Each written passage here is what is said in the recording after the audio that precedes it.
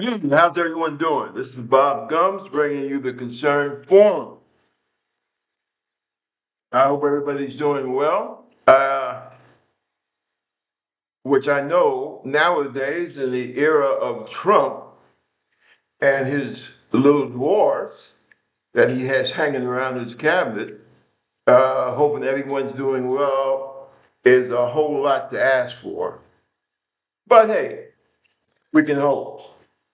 A few things I just wanted to run over. Let me see now. We're talking about Fox. Now, it's funny about Fox Network because when you corner them and say, you ask them, well, why are you giving the American people such bullshit news? They'll tell you, hey, well, we're not a news station. We are an entertainment venue. Yeah, well, you're an entertainment venue, but you're always putting out what you believe to be news. Now, I'm still trying to find out why the residents of New York City tolerate an obvious media enterprise that was sued for what, almost $1 billion because they lied about the, presidential election. And to me, when you have a reputation for lying, hey man, I can't deal with your credibility issues. So I wanted to say that to get that out of the way. Now, it seems that the right wing, Fox included, they have a problem with Zoran Mandami's, what do you want to call it, eating habits. I believe he was attacked because of the fact that he was eating rice. I'm trying to figure out when in the hell does eating rice make you a danger to the republic? But apparently, Fox and these other right wing media outlets, they believe that to be the case. So I guess if you are, if you have a thing that you like chop suey, I guess that means that automatically makes you a Chinese agent, right? you know, People, it's supposed to be America. We're supposed to have a certain level of intelligence and, dare I say, empathy about the world around us. But I don't know. I'm getting the impression, thanks to MAGA and other right-wing cultist groups, that our our intellectual IQ has really gone backwards, quite frankly. Because back in the 60s and 70s, when people said the kind of nutty things that you hear on Fox or some of these other racist media outlets, we consider them, okay, well, that's the crazy right. But now that the crazy right apparently has somehow managed to take over our government, that's supposedly okay. Uh, I don't think, listen, man, I don't see America making it through the 21st century if we put our faith in, people such as these in terms of getting our information. Uh, I don't have too much to say about Mr. Mandami tonight because thank God he's still ahead. But one thing I find very interesting now, people crying about, oh, he wants to take over the supermarkets. He wants the government to run supermarkets. Well, didn't Trump just, what is he trying to do? Take like a 10% bite out of Intel? Isn't that demand economy like they do in the Soviet Union? Or what we call them now, what? Russia. Same difference. Okay. If you knew Russian history, you would know it's Soviet Union, Russia, Not a big difference. A lot of difference, right? Just like the KGB. They don't call it the KGB no more. They call it something else. Spent half my time in the Navy in Intel. Believe me, it's the same dance, right? Maybe, or how should I say, same music, just a little different dance. But isn't that what Trump is doing when he's talking about the government taking a slice out of the private industry? I mean, I'm not saying what, right now, I'm not saying whether that's good or bad. I'm just saying, you know, Mandami has an idea that maybe people can get fed decently. Uh, I say we give it a shot, you know. Might not work. Who knows? But the point is that we try. You know, just like his thing with the rent freeze, right? Might not work in the long run. Who knows? But we have to do something. Just like when FDR came in at the height of the Great Depression, right? Basically, that's the same thing that he said. Almost, I'm calling him almost verbatim, you know? I don't know, but we got to try something. We have to do something to help the suffering people out there. And that's what Mandami is trying to do. And that's why he has my full support. Um, I don't know about Cuomo. You know, this guy, he's the legal guy for an international criminal. Yeah, that's right. Yeah. The prime minister, what's his name? Netanyahu. I always mispronounce that, and I mean no disrespect with that, but I always mispronounce his name. But this guy is wanted by the international courts because of the fact that he has committed genocide against the Palestinian people, and he wants to basically bulldoze Gaza and get with Trump and his son-in-law, Trump's son-in-law, and turn it into some kind of Riviera. A Riviera in the Holy Land. Okay? Never mind that people actually live there. They're going to kill all the Palestinians, replant their turf with settlers from Eastern Europe, and everything's we're supposed to be okay with that. Now, I thought that these were the folks that said never again. I've always agreed with that. But see, this is the power of media, right? Um, and this is what happens when you don't have enough people out there actually speaking to the truth, okay? Now, do you know the greatest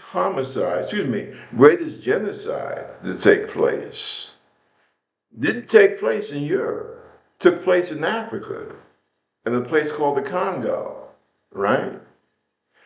Old King Leopold, he said, hey man, this thing about automobiles, hey, it's a coming fad. I'm gonna get in on the ground floor. But automobiles need tires. And tires are made of what? Rubber, right? Now, I am a useless, lazy ass, autocratic uh, king, okay? I see a money maker. Now, at the conference, when was that? 1885, I believe that was in Berlin. The European powers had decided to slice up Africa just like we slice up a pizza, right? Unfortunately, no Africans were at the table to get a slice of the pizza. Hey, you got your friends coming over, boom, you get a big pizza, you slice it up. You can have one of them pizzas where they got different, hey, pepperoni, hey, anchovies, right? Hey, this one wants sausage, ground beef, right? And so, people make their choices and they get their slices, right? Problem with that is that Africa was nobody from Africa, right? Not even Ethiopia was invited to the pizza parlor. See what I'm saying? And so they slice it up and they said, well, hey, Germany, you can have that slice. France, you can have that slice. England, well, you know the English, they're going to get the nice big slice, right? Even Italy, was trying to get, got a little smaller slice, right? But the Africans, they didn't get jack, right?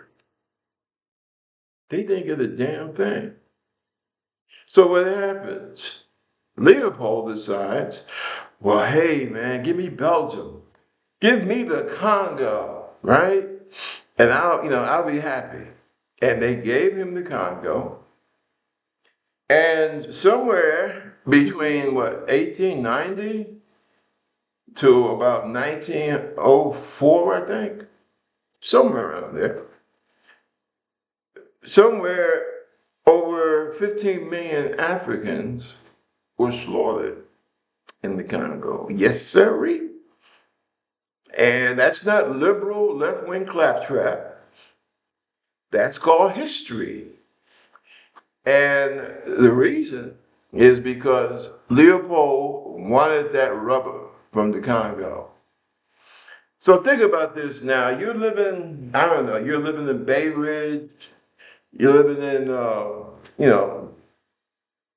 Upper West Side Manhattan, and some clown's going to say, listen, I'm taking over, and I want you to go out and go to all the buildings and take all the copper, right? And if you don't bring in enough copper, I'm going to chop your freaking hand off, right? Well, that's essentially not essentially, that's exactly what Leopold did, right? If he was being, kind that day, he wouldn't chop your hand off. He would chop off the feet of your daughter or your son, your little son, to inspire you, to encourage you to bring in what he decided was your quota of rubber, right? You know, the sap that comes out of the trees they get rubber from, it comes out as a sap. And if you didn't bring in enough sap, you got zinc, right? Now, I think something like around 15, they say, and this is like a conservative estimate, somewhere around 15 to 20 million Africans died as a result of this. But it's funny because when you talk about, Holocaust in history, they never talk about Africa. They never talk about the Congo. See? Now, this is not to take away from the Holocaust, 1940, 1945, where a huge number of Jewish people, um, what do you call it, Romano, people that mistakenly used to be called gypsies, it's like 6 million. But you gotta remember something. A lot of black people died in the Jewish Holocaust. A lot of black military people, captured GIs, captured pilots, right? Went up in smoke in the concentration camps. I think that Jewish people have every freaking right to throw the Holocaust in the faces of an unfeeling, uncaring world. They're right. That's something that I think if we go through, if the planet lasts another couple of billion years, I think that you will have to bear the shame of the Jewish Holocaust. No, don't, because I don't want to get it twisted. Okay. However, let us not forget about all the Catholic priests that went up in the Holocaust, right? And I'm going to say gypsies, if I'm incorrect in saying that, please forgive me. But I can't remember the word that gypsy people prefer to be called nowadays. But a lot of them burned up. Okay? But you also had a lot, like I said, you had a lot of American blacks that went to the concentration camps. You had a lot of German blacks that went to the concentration camps and went up in smoke. Okay? Yeah, you had blacks and, you have my right wing my right wing friends will be shocked, but you had a lot of co-mingling going on, okay, in late 19th, early 20th century Germany. Remember, Germany was trying to be an empire. They had a lot of going back and forth. Not to mention the fact that you had a lot of French black soldiers and naturally American black military people who got caught up in the Holocaust. So yeah, the Holocaust, which was primarily aimed at Jewish people, a lot of other folks got caught up in that net. And we can never forget that. But by the same token, we need to start remembering about the Holocaust that other people suffered. Like I say, in the Congo. That's real. And as a matter of fact, that's one of the reasons why, to this very day, as I'm sitting here, you have a lot of bad feelings back and forth between Rwanda, the Congo, the whole area. Okay? So let's keep that in mind, that all life is sacred. And these attacks upon Mr. Mandami, they're just rude and stupid. Okay, the business about my boy out there in Brooklyn, the minority leader.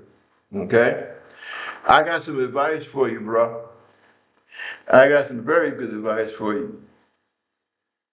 You keep running away from endorsing Mr. Mandami, and right now, you are the minority leader of the House. Guess what? You keep it up. You're not going to be minority leader there much longer. Number one, we don't even know if we're going to have elections, thanks to Mr. Trump. But if we do, if you continually play this game about, somebody asks you about Mandami and you start talking about something else, I don't really see a future for you in elective politics, quite frankly, because the Democratic base has grown up, and we're tired of taking whatever bullshit that our elected officials and the officials in the DNC keep dishing out.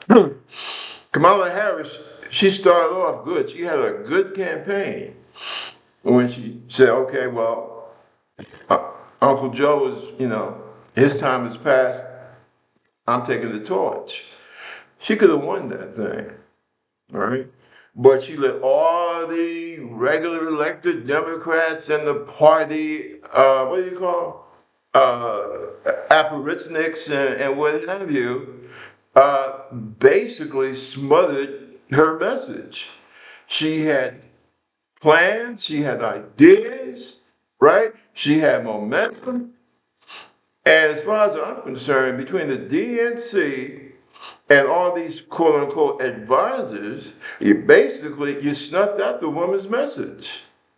So she never, did she have a chance? Yeah, because in spite of all the bullshit from certain elected Democrats and party functionaries and what have you, she did not do bad. Trump did not get a landslide. Okay? Trump has never gotten a landslide because he's not that popular. He's not a nice man. And I don't hear this bullshit about, well, sometimes you can't always have a nice man for president. Perhaps not, but you can have a decent one. And definitely ain't that decent. I know a lot of folks out there, they had to really swallow hard. I think a lot of it was racism and sexism, okay? But I also know that because of the fact that America has become a place where you try to basically dumb down the intellectual capacity of the average working person, a lot of misinformation and what have you.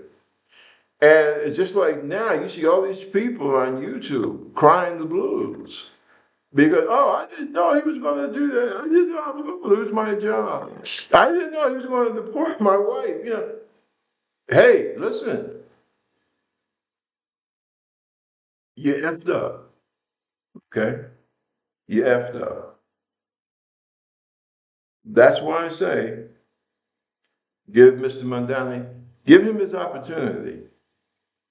Okay, he damns, and this is not, I'm not saying that, well, we should vote for this guy because he can't do any work. No, I'm not saying that. What I'm saying is, right, he deserves an opportunity to become mayor of New York because we have played, and New York don't have me any bullshit. Okay, I've been a part of politics in that city from the time I was 4 years old. No, four? No, I think it was five. Since I was 5 years old. Okay, and I know the game, right? And people want, they want something different. And I think that New York is fortunate to have a man. I mean, man, he's already an assemblyman. And from all accounts, he's a decent guy. And he has some new ideas. And see, that's how, to you MAGA brains out there, living in Staten Island, that's called civilization. That's how civilization progresses. Okay? Somebody has, hey, let's try this. I'm tired of eating raw meat. Let's see what happens after I put this beast in the fire for a little while. And they put the chocolate, the interacting or whatever, they put it in the fire, and behold, they bit into it. And it tasted good. See? That is called civilization. That's how civilization progresses. It's what was so cool about people like Galileo and Da Vinci, okay? He has an idea about getting food to people, decent, healthy food. Listen, if Trump can play around with multi-billion-dollar corporations, okay, Mandami should be able to try an idea that would end food deserts. And I think that that's a good thing. Now, let's talk about another subject. Let's talk about white people. All right? Let's talk about white folks. God love you. I think one of the most lousy, dirty things that Republicans over these last 15 years or so have done. You want to try and basically peddle ideas to the American public that are poison. Now, you already know that you have been accused with mucho adequate justification that about 20, 25 years ago, 30 years ago, you betrayed the party of Lincoln, okay? And that you have went down to the bottom of the barrel and scooped up all the racist knuckleheads that you could find. right? That's how you got MAGA, okay? You don't have to have an intellect to be a MAGA person, right? All you have to do is have a hatred of science and facts, and you're in the groove, okay? And what they do, right? What these MAGA Republicans do, and there were MAGA Republicans before, quote unquote, MAGA became a word, okay? You find a black person, preferably a black immigrant, okay? But a black person that has a lot of self-hatred, okay? And wants to get ahead, quite frankly. Because one thing I'll say, and I think that the left, the Democrats, the progressives, the left, right? They don't do this, right? The Republicans, and basically I see most Republicans now as MAGA, the right wing, okay? In the footsteps of Rush Limbaugh. They pay people, okay, to basically come out and lie and spout nonsense. Just like this kid, Brian Daniels, he wants to be governor of Florida. And he happens to have some Caribbean ancestry. Let me straighten this out first. As you know, I'm Bob Gums, Robert Christopher Gums, okay? Born and raised in Harlem, okay? My mama was from Virginia, okay? According to family lore, where her folks came, uh, somehow they traced themselves back to the 1680s, okay? Now, my dad, on the other hand, he was from the Caribbean. He was from what you call the American Virgin Islands. One day, around the turn of the last century, America said, hey, we're becoming an empire, and we're going to basically run the Caribbean and Central and Latin America. So what they decided to do, they decided to, well, get a place in the, what would you call it? Used to be the Danish West Indies. America bought it, and they made everybody citizens, right? Not that they did a whole lot of damn good, but anyway. And my pop came up here at the height of the Great Depression, and he met my mom, who left Virginia. She was from right outside of Richmond, Broad Street Road, and she had lost I think it was a cousin, if I'm not mistaken, one of her cousins, to a lynch mob. And her, I think she was like 16 at the time, and her and a girlfriend, they just hopped the train. They didn't get off until they got to New York City. And dad met mom, and that was like around 1935, if I'm not mistaken. And so they lived through the Depression. And ooh, the stories they used to tell me. Um, not this time, but maybe next time or sometime after, I start reciting some of the stories my old man and my mom used to tell me.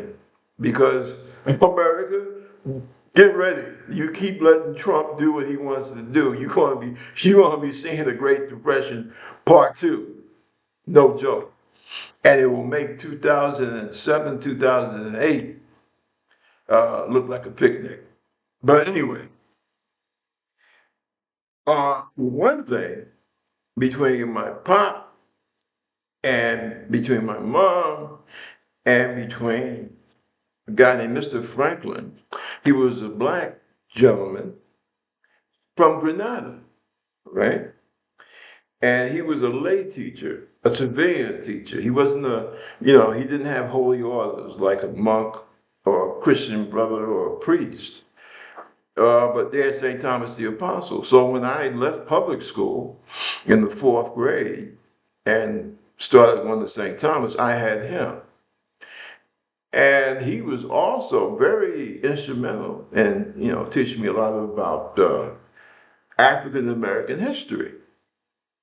So this is for all you folks who happen to be black, who come from the Caribbean or Central America, or even South America. Let's get something straight here. The reason why you came to be, and I'm talking especially those who come from the West Indies, you're here because the slave ship would dock at Havana. That's another reason. That's another thing, by the way. That is an African country, as Fidel Castro used to point out. We used to say Afro-Cubano, because Havana was the biggest, at one time the biggest, between Havana and Haiti, they took turns being the biggest slave depot in the Western Hemisphere. And some of us were taken to Boston as they say, and some of us were taken to, what was that? Annapolis, just like Kunta Kinte. See? So the only difference between you and some guy that was born in Brooklyn or born in Georgia is the fact that you had a different boat, you had a different slave ship. That's the only difference. And I don't have time for bullshit. That's called history. Okay, to look that up. So the idea that somehow you're kind of superior, well, you have to take that with a bucket of salt because of the fact that in many respects, blacks from the Caribbean are slightly superior. But do you know why? Because at a time when in many southern states, black people were torched, I mean literally burnt alive for learning how to read or trying to learn how to read because, I don't know, what the hell is the name of that movie about that guy? Amazing Grace, okay? You had a British politician, member of parliament, that fought to end the slave trade. And Britain, number one, what was it, back in the, 1807, and maybe even a little bit before that, they had gone stage by stage, ending slavery. You hear about the Monroe Doctrine. Well, the Monroe Doctrine came about because of the fact that America wanted to poke its chest out. And what was that, 1823, if I'm not mistaken? They were kind of hyped up because of the fact that Brits ran a slave patrol with the British Navy, catching slavers. And so I guess Americans wanted to show, well, hey, we're tough too. And they said, okay, we don't want any European intervention in the Western Hemisphere, which was kind of bullshit because that's like saying, hey, we'll rip these people off, not you, okay? But make a long story short, that's what, black folks in the Virgin Islands, Bermuda, Jamaica, you had black ship captains, right? Like in the 1840s, 1850s, you didn't have that in the United States because the United States was still chattel slavery up until the end of the Civil War, with 1865. So yeah, in certain respects, they do, people from the Caribbean do have a slight advantage, okay? Also, they had a better educational system, which is why, you have these amazingly bright people coming out of Africa and the Caribbean, right? Because they had that whole British thing in terms of education.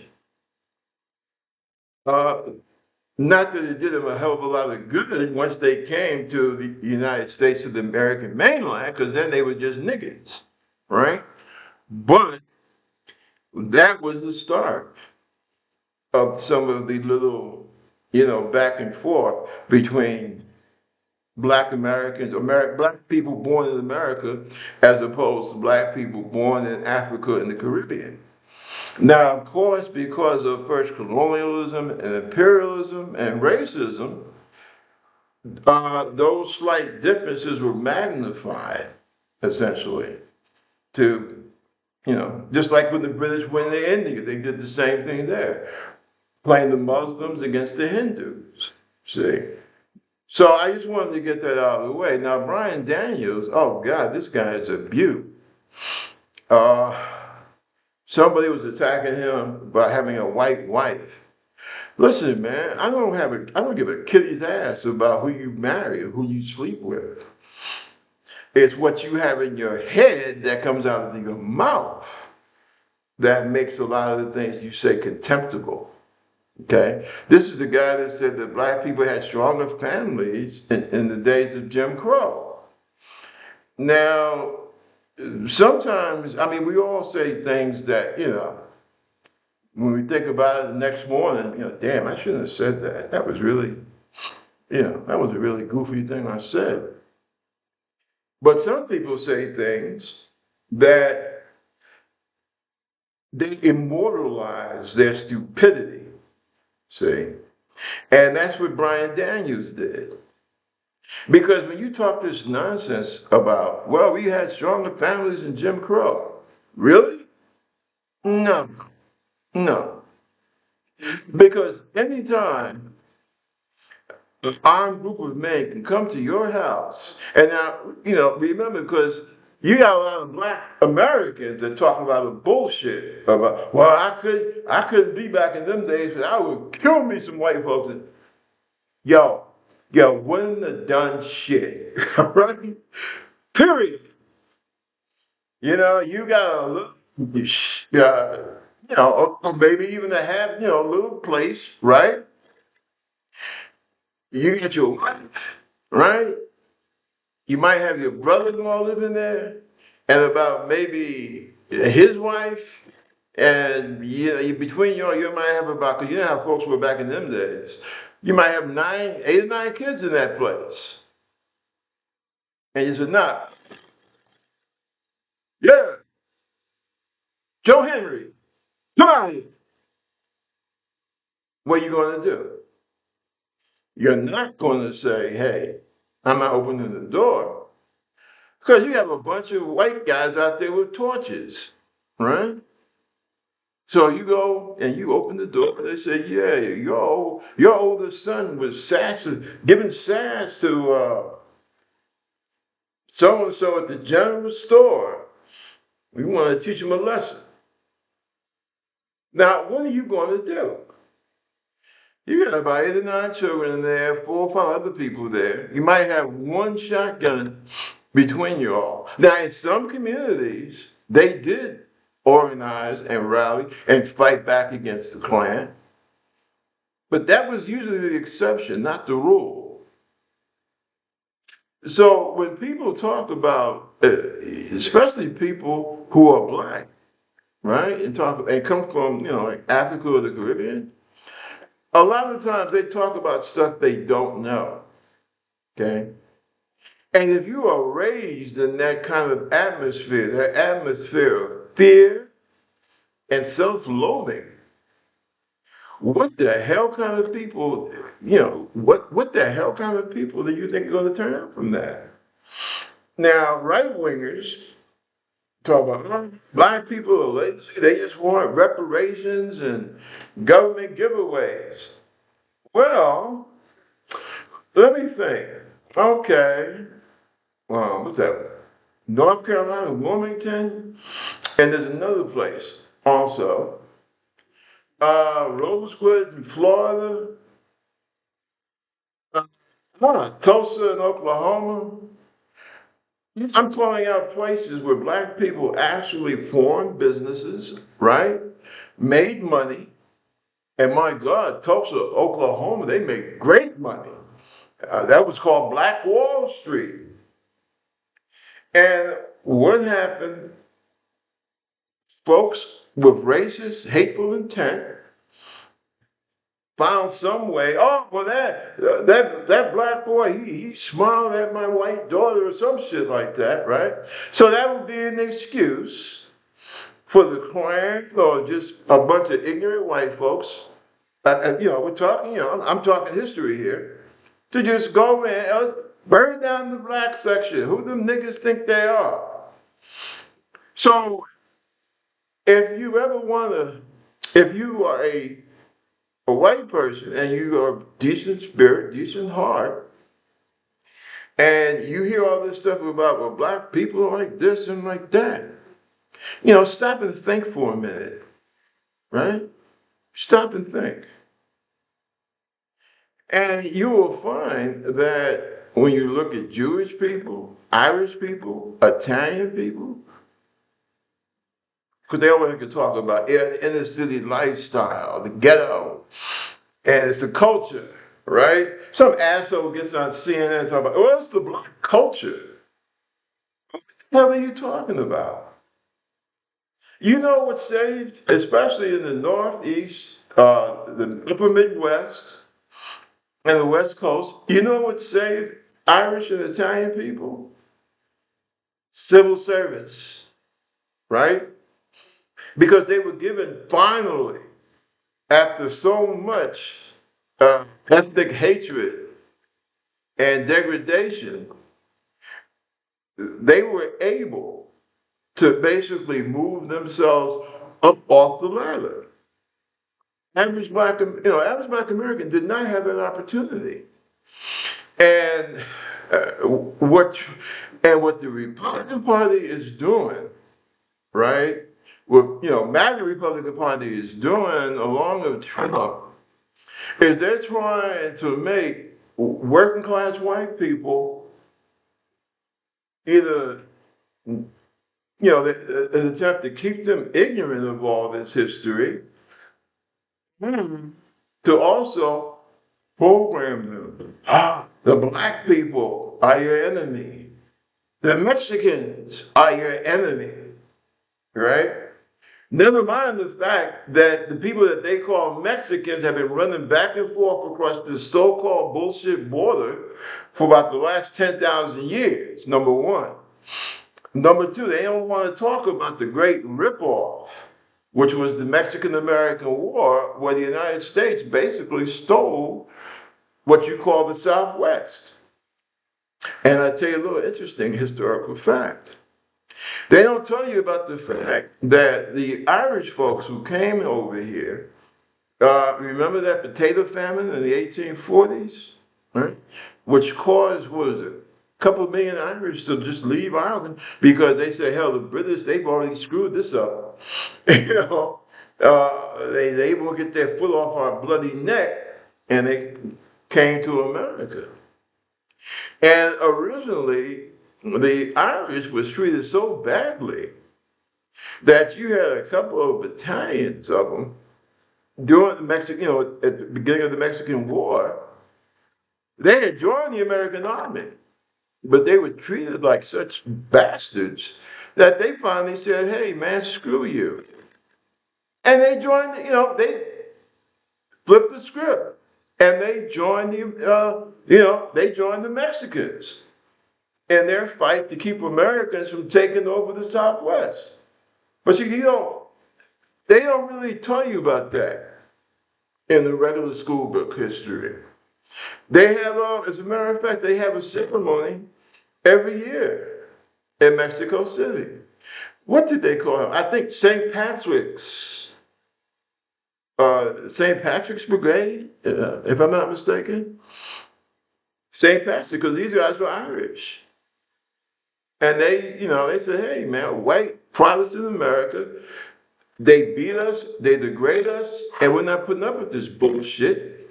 And we joined the army, and they still treat us like garbage. So maybe the Mexicans, who, by the way, were all also Catholic, They said, hey, maybe we get a fairer deal with the Mexicans. And they don't talk about the fact that the Mexican American War was about slavery. See, it's like a generational big lie, and it has hurt people. They don't tell you about how black workers and white workers banded together in the labor movement to fight what we now call corporate robber barons and what have you.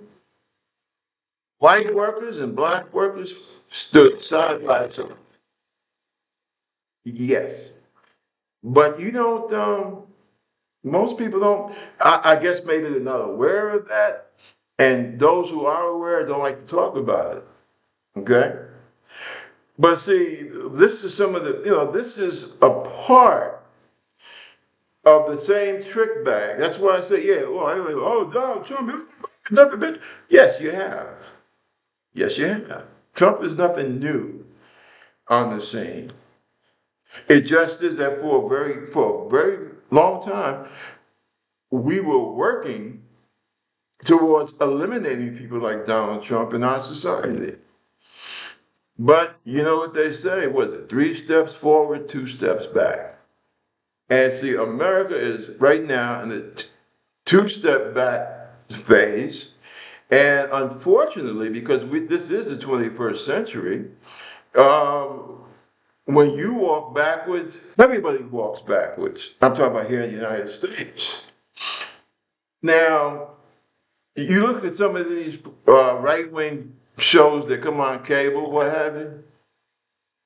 Now, if I'm a Modi, I think I pronounced the name correctly, in India, if I'm in China, if I'm in Brazil, if I'm in South Africa, and I see all these deportations going down, the only people I see being carried away are brown people and occasionally blacks from the Caribbean and Africa, right? Then you want to talk about doing trade with me. Now, don't get it twisted. India is not going to mount a mighty naval fleet to come to the rescue of Black Americans and Mexican Americans. No, it ain't going to happen. And it's not going to happen. South Africa is not going to do it, right? And Brazil's not going to do that. And we know damn well China ain't going to do that now. But just ask yourself, how do you think in terms of trade, right, and international negotiation? Why do I think, or why would you think that the world will be better in terms of diplomacy, in terms of international trade, if I'm India, or if I'm China, or if I'm South Africa, or if I'm Brazilian, right? And America wants, oh man, they got all that raw material we like to get our hands on and blah, blah, blah. And you come to me. And like I said, I'm one of these people, Indian or Chinese or Brazilian or South African. And I know that you think I'm a little bit above a gorilla. Who- who- what kind of negotiations do you think we're going to have? I mean, you're going to have all the niceties. Your diplomat comes to Brazil or South Africa. My guy goes to D.C. and take pictures, and we stand around and smile with the handshake and all that other bullshit. But really, what do you think? How successful do you think that's going to work? Right? Now, Trump sent the Navy, or a good part of it, down to Venezuela to intimidate the Venezuelan people. From what I understand, the Venezuelan president picks up, what's his name, Maduro? He picks up a phone right? Apparently, China was on the other end. And China says, hey, man, look, we got your back. Now, America, right? I think it was China holds the largest share of our debt. If they decide to just dump the dollar, dump our bonds, I mean, people are gonna be running with their hair on fire, naked, going crazy down Wall Street, right? So how much, how much pressure do you think that you're going to put on Venezuela now? See, and I'm sorry because I meant to talk about a couple of things. I meant to talk about Trump's illegal grasp of military power and threatening Chicago. Now, the damn judge just told him, yo, man, what you did in LA was illegal, right? So I would like to see, especially with Democrats and with the Republicans who still have some brain cells left, to just let Trump know, listen, man, if you put them troops in Chicago or in Baltimore or, God forbid, New York, you're going to get some static because you are acting contrary to the law. And those guys and gals that you put in that position in the military, which you have absolutely no goddamn respect for, okay? You draft dodging son of a bitch. And I can say this. I got 26 years military, Army, Navy Reserve, Army Reserve, and National Guard. Thank you, Mr. Trump. But these military people who you put in jeopardy and put them in the position where they may have to kill their fellow citizens, you're going to have to answer for that. Because what you're doing is illegal. In America, we have law, right? We have the Constitution. We have judges that theoretically are supposed to interpret that Constitution. So when you go contrary to that, you have made yourself an outlaw. Now, to my brothers and sisters in the military, you might find yourself in a position because we all took that oath to defend the Constitution. And see, that's something I don't think Trump really understands. Military people are not there to defend you. Okay, this is not Nazi Germany. When did he do that? 1935, I believe, when he made the whole military take an oath to him. We don't play that shit in America. Our laws are different. In America, the military defends the law. And when you start talking about sending troops to cities for no reason, because crime has been with us since the dawn of time. So trying to say, oh, well, the crime is, I'm declaring an emergency. No.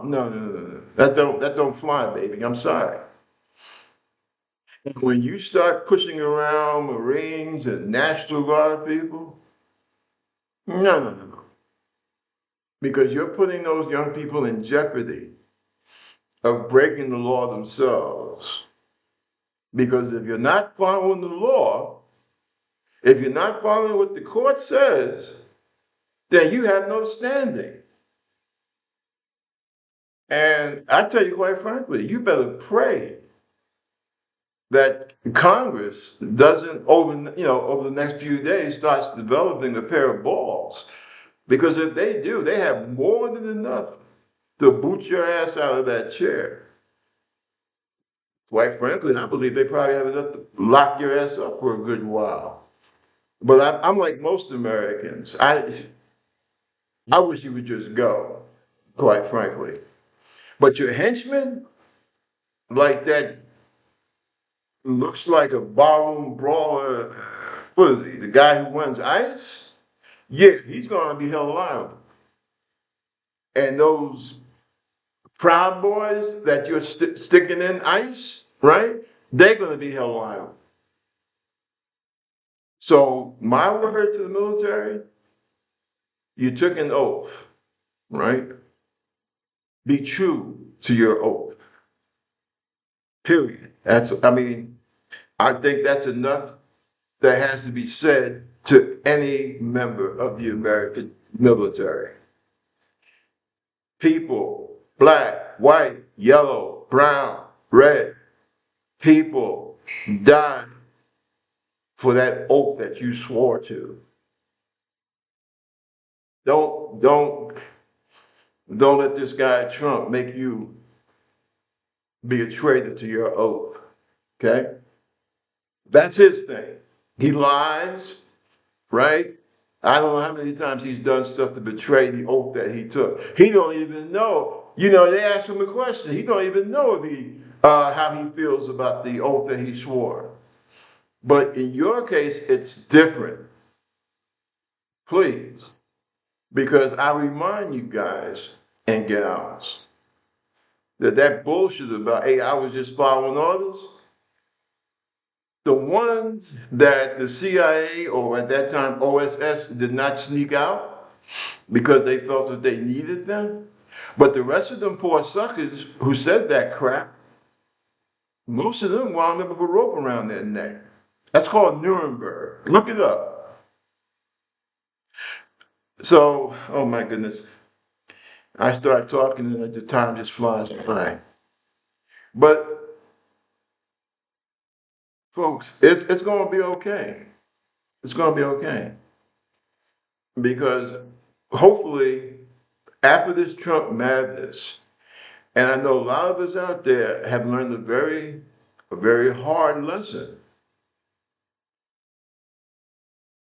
Don't follow, don't follow bigotry, man. Bigotry makes you stupid.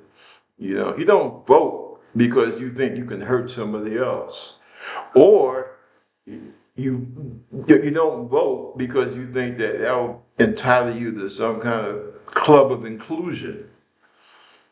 You vote because you're going to do something that you think is going to help you and your family. Period. You vote for yourself. You don't vote to just try and hurt somebody else or put someone else down. Because when you do that, you just make it, you make hell for yourself. Right? You look at what happened in Miami, all of you, I vote for Donald Trump. And he packed the hell out of the country. Right? I know a lot of black people will disagree with me. I hate this bullshit about seeing those people taken out and deported. Because madness could happen to any one of us. I don't care what color we are. Okay? And people do make mistakes. And yeah, I was hurt by especially, my grandfather was Dominican, right? On my dad's side. So and my mom, his mother was a Haitian lady, right? So I understand the culture. And I'm sad that so many of my folks from the Caribbean, Central America, Latin America, I'm so sad that a lot of y'all fell for that scam. But that's all bigotry, especially racism. That's all racism is. It's a big scam. We're born, we do our thing, then we die. Period. Goes for you, goes for me, goes for everybody. Black, white, yellow, brown. And that's the main thing to keep in mind. The important thing is that we try to do as much good as we can while we're here to maybe help the next guy coming along. And that can be West Texas, that can be Appalachia, that can be Harlem, that can be Bed-Stuy. Doesn't make a difference. Could be Chicago, could be Wisconsin. Doesn't make a difference, right? I thought that's what America was supposed to be about. That's what Sister Mary St. Raphael at St. Thomas the Apostle in Harlem. That's what she taught me. So listen, I've spoken enough for tonight. Take care. God bless. And if you like what I had to say, give me a little check. If you don't, well, at least do me the honor of hearing out what I had to say. Bless you. Take care of yourselves. Peace.